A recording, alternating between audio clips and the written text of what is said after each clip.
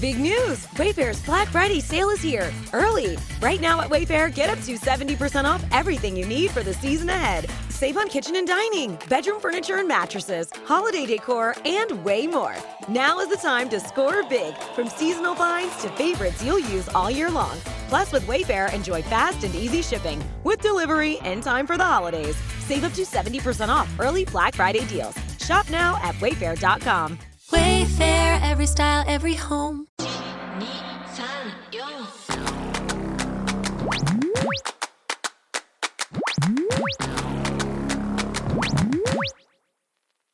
Let's talk a little bit about the rumor roundup and the GM meetings. GM meetings are when all the GMs meeting. Where? In fuzzy Vegas. Golden Arches. The annual general manager meetings have convened, and there are a lot of rumors flying. So first rumor I want to talk about is Mr. Bichette, free agent. Is he going to play second base, and are teams interested in him as a second or third baseman? Now, you may be wondering, why not shortstop? It is because for the second time in a row, he led the league. He was the worst defensive shortstop by defensive runs saved in the American League. It happened again. So, and he showed in the World Series that he has the athleticism to play second base. It's not an arm issue. I think it just comes down to range and just making the plays you're supposed to make. And he doesn't do a great job of that. So I think they can handle that. And teams that have been connected to him possibly being a second baseman are the Dodgers, the Mets, the Phillies, and the Giants. Hey, there's one. The Giants with Willie Adames. So these guys all have really good shortstops. Adding him, the guy can swing it. I think that's not surprising. I believe he was second in hits, and he missed the last 2 weeks of the season, which is crazy. So he could be a huge pickup. Now, how that changes his value, I don't know. He's still 27 years old. He's looking for a big deal. He's going to get paid. And the guy can freaking hit. So any team could use him, but interesting how Bichette is being thrown around here. Speaking of second baseman, the Arizona Diamondbacks have put out there that Ketel Marte might be motivated in moving him. Now, this is a guy who I think is a sleeper. He's almost the Jose Ramirez of the NL for me. Like almost, not quite, but almost. He's a very productive player. He's always playing better than you think he's playing. And it's just Arizona. Sometimes those guys get lost behind the other big boppers in that division. But the report comes after Marte and the D-backs went through a little bit of a difficult stretch this last year after he re-extended with them going into the season. He had that horrible fan heckling problem. He had the high dollar, like he got his house got burglarized, a lot of issues. And then I guess he kind of asked for days off a lot, and he also just showed up late for coming back from the All-Star break and hanging out in the Dominican a couple extra days. I don't know what's going on with that. So I guess there was a little bit of a rift happening in the clubhouse at the time. This is all alleged. But that's something that drives this motivation to get rid of a guy a lot. So again, another great, like really, really high quality bat second baseman that's available. That's two pretty, there's a lot of teams that they could slot into really well. So it's going to be really interesting to see how their markets coalesce. Moving on. Let's talk about Kyle Tucker. Projected to make a whole bunch of money.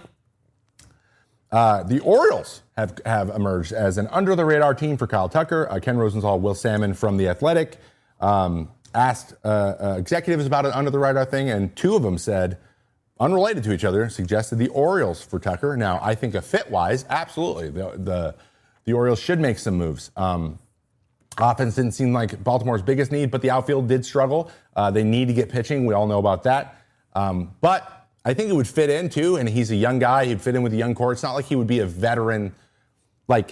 He still fits in the mold, kind of. He could be part of that crew for a long period of time. The timing might be really good for that. I think he would thrive in Baltimore as well. I would love to see him in the AL East. I really like this landing. Now, he's going to be really expensive. He's projected to make the most money in the playoffs. Or in the playoffs, in this last season, or in the offseason, in free agency. But I like it. I think it's good if they can do it. Now, do I think they're going to do it? No. I'm not convinced that David Rubenstein, their new owner, is any better than the Angeloses at this point. Now, I understand there was character flaws with the other people, but like, he's shown me nothing that he's going to take any chances, and this isn't anything other than something in his portfolio. That's all I'm saying. Now, is this a little bit of saltiness from his salary cap comment earlier in the year? Probably, but that just shows me where his head's at, and that doesn't tell me he's going to like get excited about a player or that like baseball is really even his thing, but we'll see. And then I'm a big fan of Elias. I think he develops players really well, but I just also think he struggles to pull the trigger sometimes. And if there's a bidding war, I just don't see those two. I don't see those two hopping on the horse and winning the race. I just don't. So I think it's a little bit of a far-fetched thing, but what do I know? I'm just a guy. This episode of FT is brought to you by Square. Your favorite neighborhood spots run on Square. Give me an example in Pennsylvania, Kratz. Right down the street from my house, the Tap House. Not only is it an awesome place to hang out, get your beers, get your drinks, whatever it is, but you know what? The company has the simplicity of Square, and they give back to the community with 10% of all the proceeds that they bring in going back to community projects. I love it. Sports and sports bars are so good at bringing together local communities, and you can actually take this ad as an excuse to go support your local spot and have yourself a day or a weekend in the neighborhood. Square is a proud partner of more than 4 million neighborhood businesses around the world. These businesses are what make the neighborhood the neighborhood. So visit square.com/go/foul to learn more. But before you do, go support your favorite neighborhood spot. You'll be happy you did. Square. See you in the neighborhood. Again, that's square.com/go/foul to learn more. Okay, keep going. Royals are interested in trading for outfielders. First reported by JP Morosi, our guy. The Royals are valuing the trade market. Their outfield was terrible last year.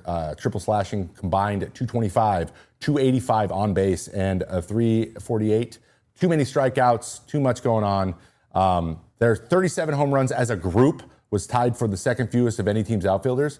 And they had a 73 one-created plus, which is terrible. So they need some bop. And obviously they're looking to the Red Sox, who might have some overflow with Cedane. Rafael has been thrown in there. I don't think he's going anywhere. It would more likely be a Duran or a Wilyer Abreu thing. But also the Angels have been tied with Joe Adell and Taylor Ward. It'd be interesting to see Taylor Ward. I don't know if Joe Adell is the biggest pickup there. I don't think he has more pop, but he also strikes out a lot, which is also what their problem is. So that might not be the greatest fit. But we'll see. I think that if they could land one of the Red Sox, that would be a savvy move. I think the Royals do savvy moves quite often.